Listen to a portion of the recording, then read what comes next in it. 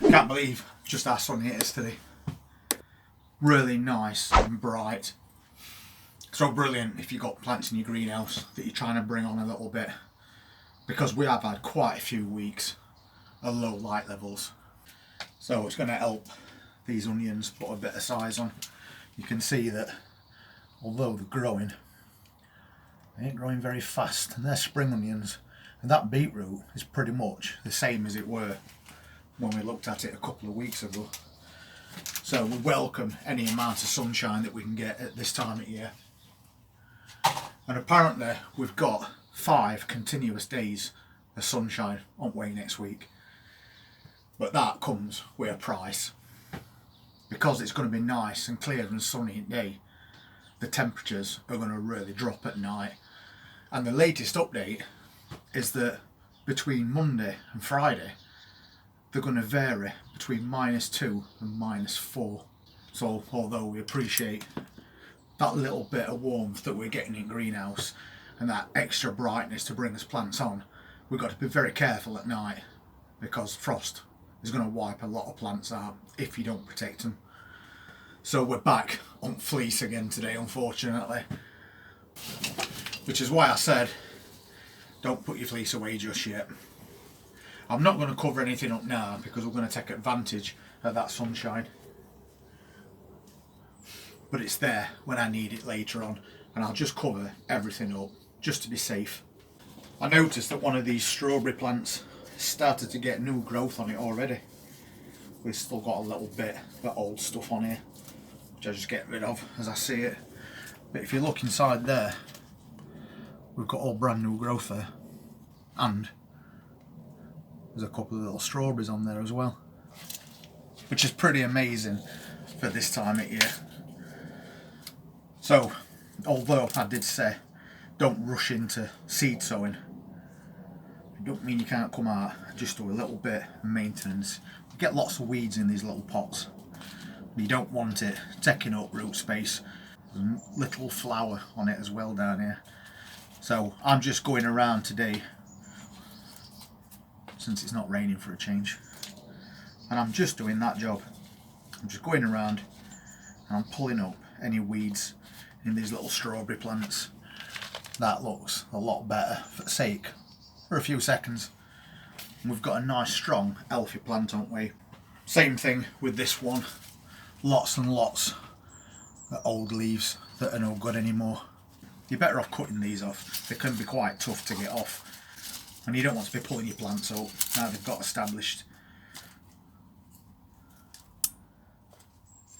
So all this can go. This one's also got a little flower on it. So a dry day, it's not windy, that's all encouragement I need to come out and do a bit of something. It's just getting yourself prepared for spring. The rest of these are a bit tough, so I'm just going to cut those away with scissors. And we've now got another nice plant with fresh growth, haven't we? And get all these done in no time at all. I never thin those carrots out either. I've just left them. I could still thin them out if I wanted to. If I just take one out,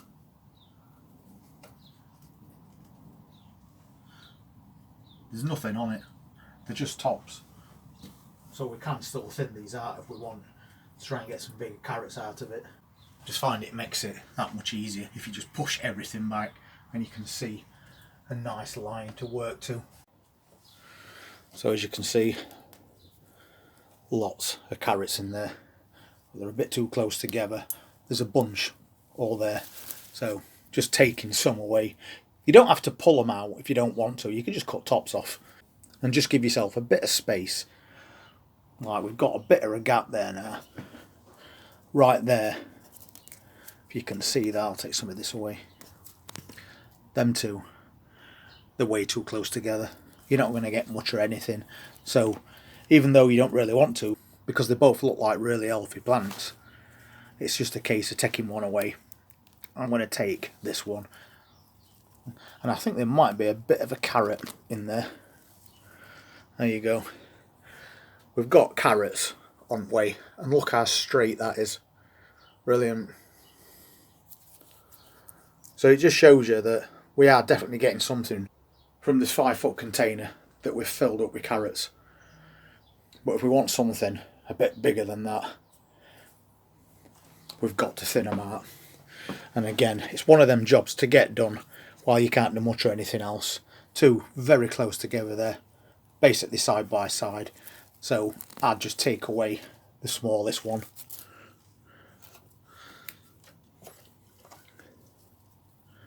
There's also one behind it as well. So we'll get rid of that.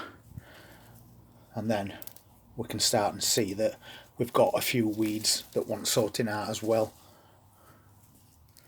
So now that carrot has got plenty of space to grow on, and so's the one next to it. So that's all we're just going to keep doing. Just going along, selecting the biggest one, getting rid of another. And that's got quite a bit of length to it already, considering how deep that container is. That one was doing quite well. But we want some bigger carrots than that, so it's just something you've got to do. And it don't hurt to do this and be weeding at the same time. Again, they're all bunched together. So we're just going to keep thinning and thinning. And yeah, we're going to get a lot less carrots, and it's a shame to be pulling them up when they're like that. But I just want something a bit thicker from here. That's a small one again. But we've now got a really good gap from there to there. It's a pity there weren't a carrot in between, because there'd be plenty of space. But either way, we've got a gap, another gap, and so on. And we just need to do that all the way down that container. And what else you're going to do on a Saturday morning, except just get that job done. But apart from that, there is some carrots behind as well. They are spaced a little bit better. So over the next few days, we'll work on that entire container and get it all completely thinned out. I ain't checked this beetroot for a while that we've kept outside either. Let me just take one out, see what we're looking at. Well, we've got the start or something. They're not very big, but we multi-sowed loads into that container because we're after baby beets more than anything. And there's lamb's lettuce. It's still trying to grow away in those pots. Got a couple of those. Just starting to art up a little bit in the centre there. Got some damaged leaves on them, but we can expect that this time of year. I'll just take those off. But we've got a few bits and bobs going on. So I'm basically just going to let this container keep growing until everything dies back, and then see what we get out of it. There's one down there that looks to be a bit bigger. So they're doing something anyway. We didn't get much from these though, unfortunately. Those are those Florence long red onions, and they didn't coat very well. I think I should have left these in greenhouse. They've got plenty of roots on them, but they've not amounted to anything, and they're certainly not red. So I think those, being salad onions, would have benefited by being left in that greenhouse.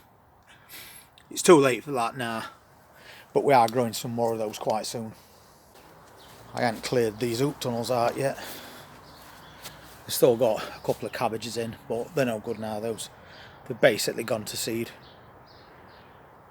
So as it starts to get warmer, we'll get these hoop tunnels cleared out, ready for some fresh stuff going in. But obviously I'm not going to be doing a lot outside at the moment. And these strawberries that are outside as well, these are now starting to put on some fresh growth. So it's very slow, but the hardiest things that we've got are trying. Maybe at some point I can get round to fixing that greenhouse door and getting this garden tidied up. Maybe we'll get some compost this year as well.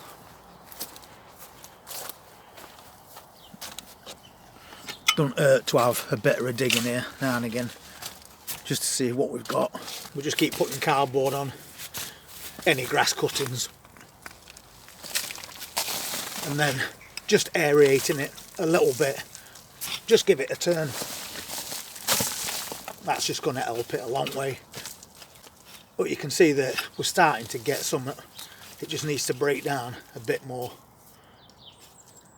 And then that one is the one that we filled. So this is the oldest stuff.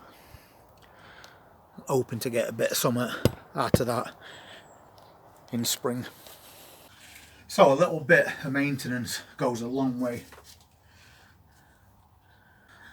Rather than concentrating on sowing seeds, now we know that we've got a full week and minus temperatures on way. It's not worth your while at the moment. You might as well just wait just a few weeks until it starts to get lighter and warmer. For us, normally we don't get as last frost until mid-May, and that's quite a way off. So the more we can do in here, the better. Anything that's outside that's still alive has held its own, so they're going to be perfectly fine. We haven't got a lot outside at the moment. The strawberry plants, we don't even cover those up, and the minus temperatures don't seem to bother them. So we'll just concentrate on thinning that carrot container out so we can get some bigger carrots out on it in a few months' time. Keeping his eye on that garlic and those broad beans, and just enjoy the fact that although it is going to be quite cold this coming week, we're getting a nice amount of sunshine, which is going to encourage these already established plants to grow that little bit quicker. So if you've got any plants outside, get your fleece out and make sure that they're all covered up by Sunday night. If you're not already part of the channel and you want to see what we're doing on that lead up to spring, please hit that subscribe button, press that notifications bell, and I'll see you next time. Take care.